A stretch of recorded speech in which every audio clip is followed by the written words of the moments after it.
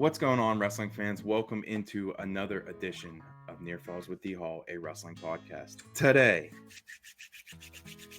it is my favorite episode of the year, my favorite project, the WPIAL Preseason Preview. So pumped up to release this to you guys. Just right off the bat, we're doing it a little bit different than we did last year. Last year, I had them all together on one. It was like 3 hours long. It was a lot. This year, I'm changing it up. Each single team is going to have their own little video, their own little episode of the pod. So you won't have to sift through all the other stuff. Super excited for that. We talked to all these different coaches, man. I had 30 guys come on from across AA and AAA, which shattered my goals for this year, which is awesome. So yeah, man, I'm just super excited to release this to you guys. It was a lot of fun. These coaches were open and honest.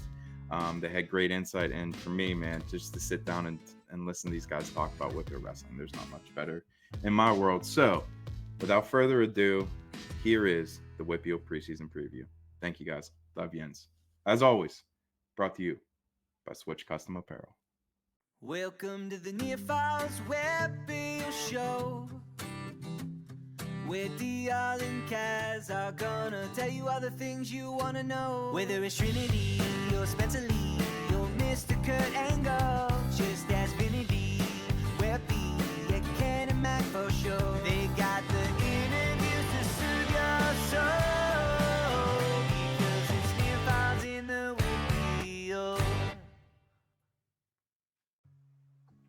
All right, joining me now on the call, we had head coach of Chartiers Valley, Coach Bill Evans. How are you, sir? Good, how you doing? Doing real good indeed. Super pumped to have you on. First things first, how's the off-season program gone for you guys? It's been actually really good. Our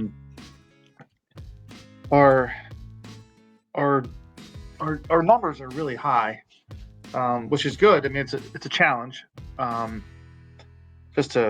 a ton of kids. Junior high level, we have in and out of the room on any given day like 35 kids. It's insane. Awesome. We had an influx of kids from like Turkey, Russia, Uzbekistan, just all over the world, and some of them don't even really speak English, but they love wrestling. They got that natural wrestling in them, huh? That's pretty cool. Yeah, a little bit. I mean, we have some of them that, like, over in those cultures, it's a little bit different. So in some cases, they do wrestling in gym class, or in like, so they'll say, yeah, I did wrestling, but they don't have a ton of experience. Mm-hmm. But some real athletically talented kids, because a lot of them have just strong backgrounds. I mean, over in those countries, I mean, they do a lot of gymnastics, they do a lot of swimming, they do a lot of athleticism. So, and they come over here, and I have one or two families with a strong wrestling background. One family has a really strong Greco background. Mm-hmm. So that's pretty exciting. The one kid's a freshman. I guess we could talk about him later. Yeah. And then he has an 8th grade brother, a 6th grade brother, and a 3rd grade brother. Little pipeline. That's not bad. No, it's neat. I mean, they're from Kyrgyzstan, and they're tough. I mean, they're really tough.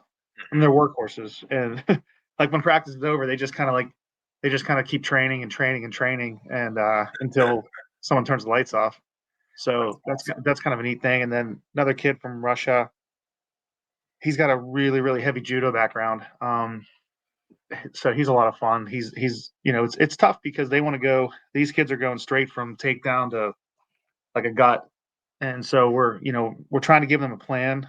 Just initially, I guess it's attack a wrist and just kind of work from there, just to get them off, just to get them to not lock hands. Right. But yeah, so our junior high program, they're not all gonna. I mean, they may or may not all stick around, but I mean, we have over 30 kids. I mean, we're to the point right now with our athletic department talking about, do we make 2 teams out of this? Mm. So we can That's get them. awesome. Yeah, it's a good problem, but at the same time, it's an organizational problem, especially because I'm going to create a new problem for my junior high staff. Right. And then so, all in like kind of a month's time, it's like, do we try to add coaches?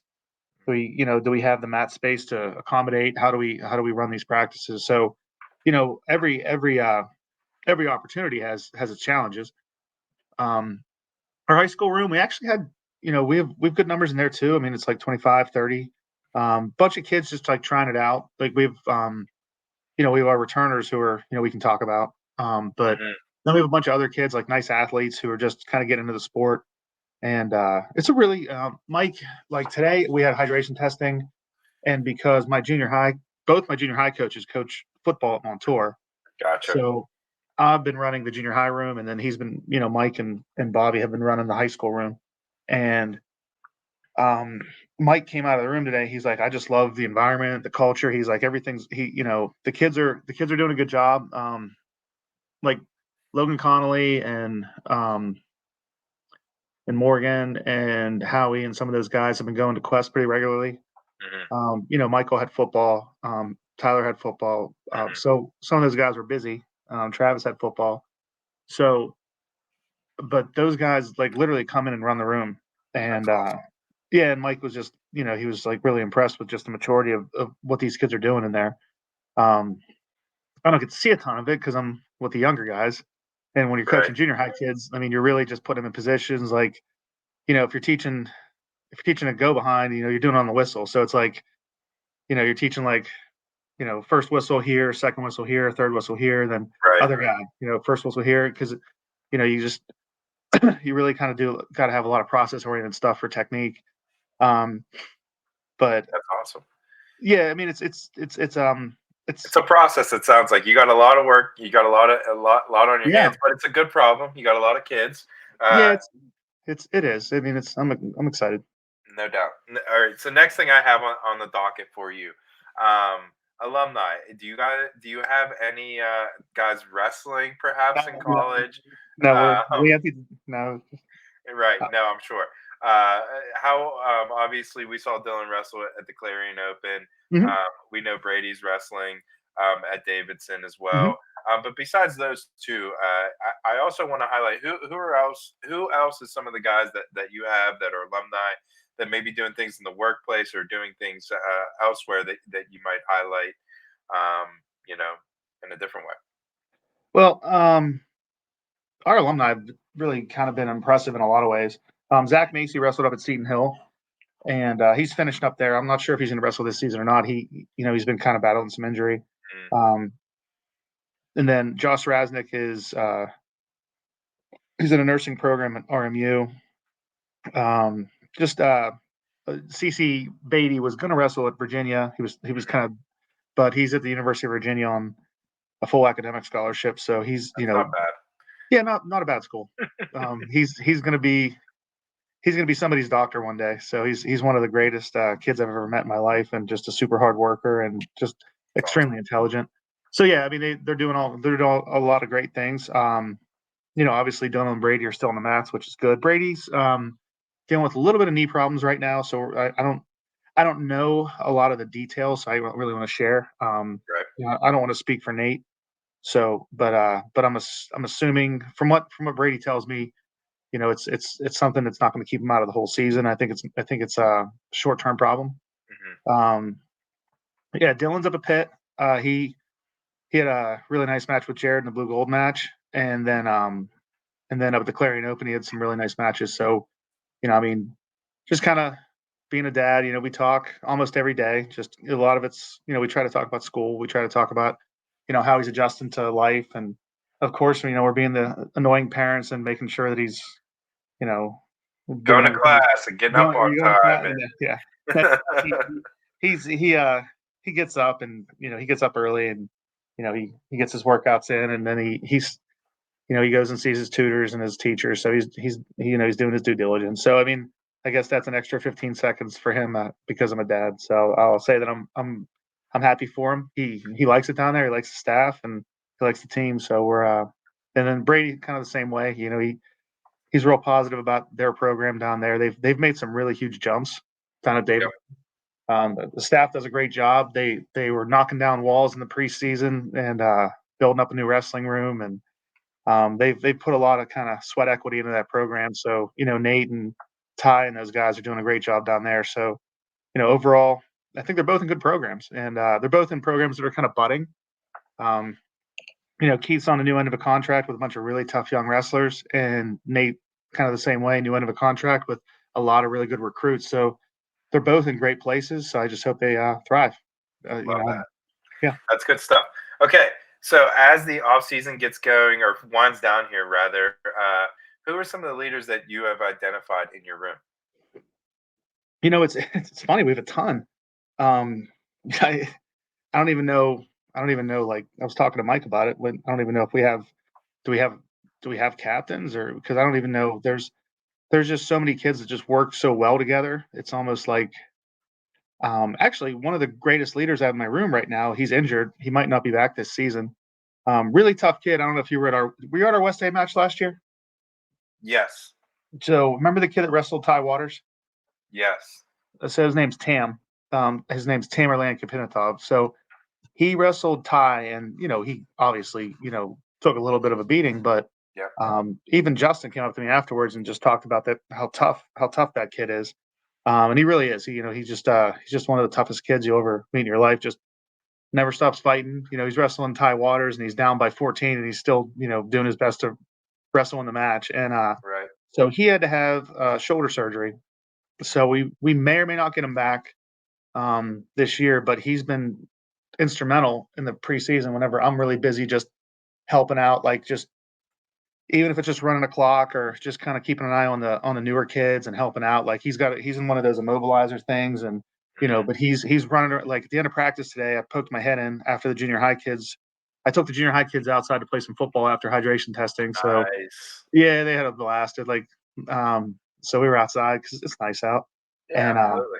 So Tam's kind of barking at some of the kids in the varsity room because they were doing like push-ups and crunches and chin-ups and all kinds of stuff like burpees and whatever at the end of practice. And he was kind of barking at him. He was like, if you skip a rep, it's you're the only one that's going to know, it's and like kind of like, yeah, just great kind of mentality stuff. So, I think that, I think there's been a ripple effect from some of the great guys that have come through the program recently that have kind of helped, kind of shape them, that kind of mentality. And so that was kind of a neat thing. So I'd say like, I put a feather in his cap for, leadership from a guy who might not even wrestle this year. Yeah. But he's a junior, so we're gonna need him next year. We're gonna be pretty good this year. We're gonna be a lot better next year because we only graduate one kid. And we have a ton of tough kids on the team right now. Yep. But we're getting a bunch of decent lightweights next year. So we're going to be, next couple of years are going to be fun. I would say that the kids put a lot of work in the off season. I would say Logan Connolly, he's been a workhorse. He's jumped, he's really jumped levels in the off season. I'd say Morgan Silverman's, done a ton of work. Howard Clellan's done a ton of work. We're getting back Tyler Glover, he only wrestled 1 year in 5th grade, and then he came back out last year and qualified for WPIALs at 215. I mean, the kid's an athletic specimen. He's probably going to end up with the football scholarship somewhere, but he's excited for the season. Nice. Michael Lawrence is, he's phenomenal. I mean, he was a standout youth wrestler. I think he medaled 6 or 7 times between youth and junior high, and I think he was a state finalist or at least twice. Mm-hmm.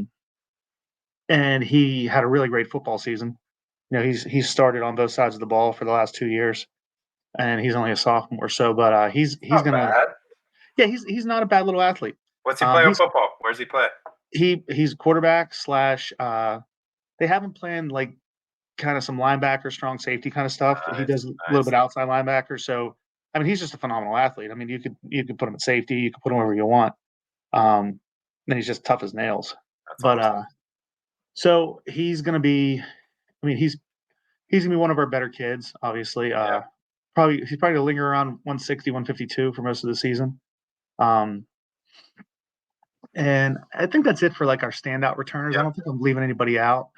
We have some bright spots, like the one kid who's a freshman from Kyrgyzstan. I was gonna say, how about some freshmen I need to keep my eyes on? Those are Yeah, awesome guys. You know what I mean? Yeah, he's gonna be a fun one to watch this year because I mean he can throw. I mean but he's really embraced leg attacks Nice. and just kind of folk style wrestling. He'll probably be our 127 if I had to guess. Yeah, I think he's certified at 27 because he walks around in like the low 30s. Gotcha. He's pretty lean. And then Maxim, he's a judo kid. He'll probably be our like 33, 39 with Logan. Those two will just figure it out. He's the kid probably has one of the best builds I've ever seen in my life. Nice. He's just like he's got little biceps or little baseballs under his arms, and yeah, he's just ridiculously. You'll see it like Yeah. sometime you'll see this kid, and you're just gonna be like, he looks like he was built in a lab. Those two are gonna be fun. We're not real deep down low. I'm not gonna lie. I mean, it's not like I'm giving away like trade secrets. I think after the first match or two, I think people will figure that out. But once we kind of get to 20, 27 and up, we're really solid. Because we kind of roll through with like Tulek, then Logan and Maxim, and then Morgan and Michael and all those guys. Tyler and Howie and Travis. So we have a lot of returning strength, and all those guys are sophomores and juniors, which is really a lot of fun because we're going to be a pretty solid, kind of dual meet team over the next couple of years. But traditionally, we're not the greatest dual meet team. We always have, a bunch of, 5 or 6 really good kids, and then we have a couple of holes here and there. Right. But we have a ton of depth, and so it's an exciting time. No doubt. Okay, you touched on them a little bit, but who's the coaching staff that's you're going to be leaning on this year? Well, Mike Macy, we grew up together, graduated together. Bobby Mack, who is kind of like our spiritual guru. He wasn't a standout wrestler or anything, but he's a little bit older. He's in his 50s. He's just one of those guys that all the kids on the team have. He just kind of always has words of wisdom, that kind of thing. He's I don't know. It's a good balance. They call him Coach Goat. They just love the guy, and I love him. He always has a nice perspective too. Like there's days where, I'll come into the room and if I'm in a certain mood or place, he brings that balance where he's bringing a lot of positivity. Mike's a really good anchor just because he knows the sport. Like he's a really good strategist. Just when it comes to like, whenever you want to talk to someone in the middle of a match, like, hey, what do you think we should do here? Whether it's team wise, who are we putting out there, or whether it's, something as simple as, do we take bottom here? Yeah. Like, stuff like that. So he's really, he's a guy that loves the sport. He's been around the sport forever. So he's a good one to have around. Rick, Pat Nato, and Tyler Branch coach our junior high teams. They both coach football at Montour. Montour's having a really great season this year. Yep. So I don't know when I'm going to see those guys again. You might get them after Thanksgiving, maybe. Yeah, maybe. I'm probably going to be coaching a lot of junior high wrestling, which I'm enjoying because junior high wrestling's fun. It's they're a little bit unruly. Like you can just kind of, there's days where I'll just put them in wrestling positions that they've never heard of. I'm like, all right, well, this is a bar and this is a half, and wrestle, and they just kind of figure it out and throw each other around, and which can be fun. But they're goofballs. They'll play dodgeball or snakes for hours if you let them. So that's my next question. So bring me into your games. What is you mentioned dodgeball, you mentioned snake. What's the go-to game in the Chartiers Valley wrestling room? I would say they play kill ball, which is like a partner dodge game. And it's funny, like a funny history of that, because I know that they play at Penn State. But I think, okay, so this is a bold statement because, obviously anytime you talk about Penn State, you obviously got to back it up a little bit. But I think we might have been the people that kind of originated a lot of this, because back in like the early 2000s when you're going to Marquis McKnight. I know where you're going. I'm excited. I'm going to go a little ahead of McKnight, so I'm going to go back. So Ty Wilps, and he literally created like the 10 commandments of the game and like the rules. And so it's like a partner dodge game. You're not allowed to throw it to your teammate. And like, it's like if your partner gets out, you have to get down on a knee, like, and get down on their knees, but they can still help you. So make a long story short, they took that game to PWC. so back in the old days when they had that PWC on Sundays, but there were some of the guys like Vincenzo and some of those guys that ended up going to PWC and eventually ended up going to Penn State. I'm not really sure if like Cush and Uchel and Wilps and those guys helped bring some partner dodge games to some of the, like the Penn State. I'm not really sure, but that would be cool if that was the case. I'm not really sure if, where that all came about, but that's I love probably partner dodgeball. That's what we had in West A, man. That's a good one, dude. You stay in the circle. You got to put your hands up. That's a good one. It gets intense. I love that. The junior high guys love snakes. Yeah, because it's chaotic, and I think that fits like the kind of the junior high mentality. Yes. They like spike ball. We have a foosball table and like ping pong and stuff in our locker room. Nice. So they play. They kind of have some relaxation time with that. We used to play a game a long time ago, which was pretty funny. I could tell you about it if you want. Go ahead, hit me. So back the team that was like we were in the section finals against Cannon Mac. I think it was like 2013. And that was a pretty good team. That was like Noah Wilps and Mike Roper, Mitchell Zychek, Braden Shack, like Clayton Sequel, all those guys. So we used to play this game called Balls of the Wall. And so we used to play it with an exercise ball. And everybody had – so we played it like if the room was like the width of the room like this way. So one team was on this side, one team was on this side. And the goal was to get the exercise ball to the other team's wall. And so if you threw it, it was a point, but it wasn't allowed to be higher than the mat, like the wall mats. Right. If you ran it and touched the wall with it, was 3 points. And that was it. There were no rules. So they would literally just beat the snot out of each other. If you imagine, and it's impossible to hold on an exercise ball. So people were just, but you had to play on your knees. So everybody was just like running into each other. It was like knee football meets. It was like American Gladiators back in the day. That's that awesome. was probably. We decided that after like a couple of times, like after a little while, we were like, someone's going to get killed. Yeah. And we're all going to get tired. So we had to kind of nix that game. But that was a fun group, and they were a little bit crazy. So that was one of the cooler wrestling games that we just don't Isn't do. that like something I was talking about this? Like wrestlers can make games out of anything. You give them like a little roll of paper or whatever, they'll figure it out. You know what I mean? I love that. I could tell you offline about a couple of other games they did. That's good stuff. Okay, let's move on to the next thing I have here. Schedule. What's that look like for you guys, and how are you trying to get these guys ready for the, what is sections, WPIALs, and states? All right, so normally we open up with Char Houston, but because I have so many foreign kids, and we're just trying to teach rules and everything, and that tournament's so early. I mean, that's December 2nd. We nixed that this year. And that tournament's pretty chaotic. And with the kids that I have, like some of them don't speak very good English, relying on like bout boards and flow wrestling and like that first night at Char Houston's pretty mobbed. We decided to take a calmer approach. So we're going to a duels tournament in Greenville second week.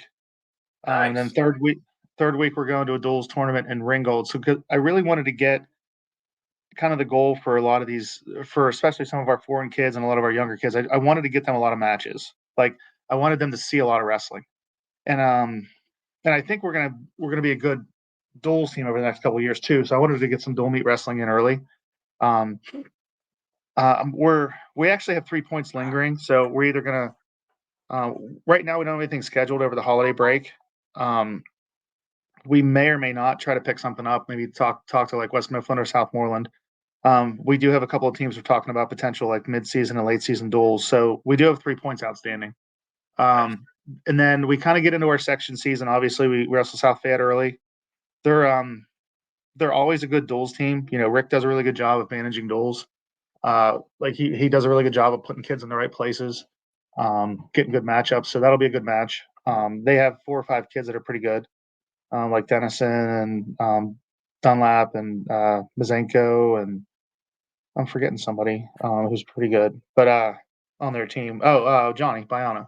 Yeah. So they have some tough kids, and we have some tough kids. So it's gonna be good. It's gonna be close. It'll be one of those 31-32 kind of duels. Just because I think Rick, they do a nice job over there. And then I think we go into Trinity, and they have a really nice team. I think that's one of those teams that could be like a top 4 in the WPIAL team. Depending on how they how they kind of bud at the right time. Yep. And then I think we have West A. Of course, they're poorly coached, but they have some good kids. That's good stuff. And then we go to Burgettstown, which is a really good midseason tournament. Kind of nice, like AA and AAA competition, and a lot of those teams have like some really good kids. And I think we have Waynesburg, which you never know what you're going to get with Waynesburg because they're just always really tough. Even when you think like, oh, they graduated everybody last year, they're still going to be good. They find kids out of the hallway, I swear. Yeah, they have kids linger around the hallways that could 10 years of wrestling experience can place in the state tournament tomorrow. Right. Yeah, he placed 4 times in the youth, and he took 2 years off. But he's gonna be pretty good. So right, that's so true. Yeah, so Waynesburg's always a problem. And then I think we have Moon after that. I'm not sure if I'm missing anybody, but I think we have Moon. I'm not really sure, but I know Moon has had a pretty good junior high team the past couple of years. They've had some numbers and some athletes. So I don't know how they're going to be. Traditionally, they're not like a powerhouse program, but they've looked pretty good, like at that lower level for a while. So I'm sure they're going to be tough. And then we have counties, a couple of duels. We wrestled Connellsville late in the year, like in February. We wrestle McKeesport. I'm a really big fan of Adam. I think he's a great coach. So we kind of trade every year. He always has tough, scrappy kids, and he runs a good program. And like I said, so we have a couple of points outstanding. So that's kind of where we're at. Love that. Okay, Coach. Anything or anyone you want to shout out before I leave you go? Wow, put me on the spot. I don't know. I mean, not really off the top of my head. I just, I'm looking forward to the year. I mean, well, how about a shout out to you guys for doing this? I mean, I know it's a lot of time, but by the way, I love I'll mention it every time I see it. I love the 1993 WPIAL sweatshirt. That was my senior year. You like that? Yeah. That's a good one. Yeah. So I'm starting to collect them. That's going to be my thing. Like, when I release these episodes in my opening, I'm going to kind of do like a pan of the room. I got to keep collecting these WPIAL sweatshirts, man. I got 93. I had that sweatshirt one time in my life, and because that was my senior year, and I have no idea where it is, and I'm kind of jealous, to be honest with you. I got it with the tag on it, buddy. That was a steal. I got that on a marketplace. I got a 1998, 1999, and then 2001. So I'm getting there. Just got to keep plugging along. I look on Facebook and marketplace, and I have some older used ones if you want them, but Hey, if they're WPIAL, man, I'm with it. That's my. I have a ton of them in my drawer because like every year our boosters club buys us like shirts for the WPIAL tournament and all that stuff. So I have a ton of the long sleeves, but we can talk about that another time. Now just there's a lot of, this year is going to be one of those years which is going to be fun. Like, we're going to see how we develop our kids. I mean, we have, you never want to, as a coach, you never want to have that kind of attitude where it's like, hey, we're going to be really good next year. Like, you want to win now.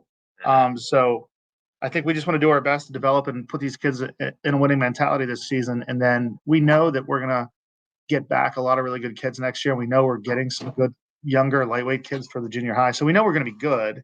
But we want to be good now. And I think the kids want to be good now. So I think that's exciting. So I'm just really looking forward to everything.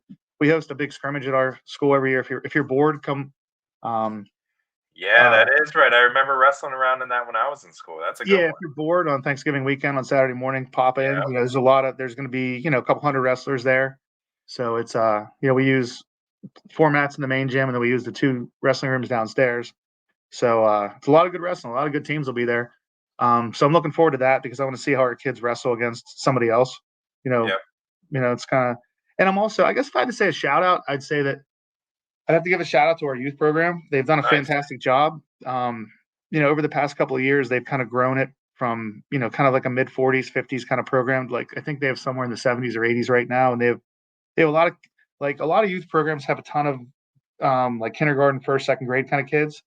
But we have a decent amount of 4th, 5th, 6th grade kids. And I think that's really kind of, when you see a program moving in the right direction, when you're retaining kids into those age groups, 10, 11, 12-year-olds who are going into the junior high, going into the varsity program. And we have, those kids are wrestling in the off season and they're going to clubs. So I would give a shout out to like all the youth program coaches and the people who are like administratively running it, because they're doing a lot of the right things. We have a lot of really good people down there. I mean, we have, the Valentines from Carrington, the Huttons are down there. Jake Pelletier wrestled at Central Dauphin and Pitt. Man, those are some good names, my friend. Those are some good WPIAL names. Joey Baker was a really good KO kid back in the day. So we have a ton of people heavily involved. We had last year we had a state champ, Brody Brown in the youth program, state qualifier, Gavin Snyder. So we've had some good success down there. So I'd say if I had to give a shout out, it's the really hard work they're doing down there, because they're doing a good job. Very good stuff. Love that, Coach. Thank you so much for taking time out, and good luck to the Colts this year. All right. Thanks. Appreciate you.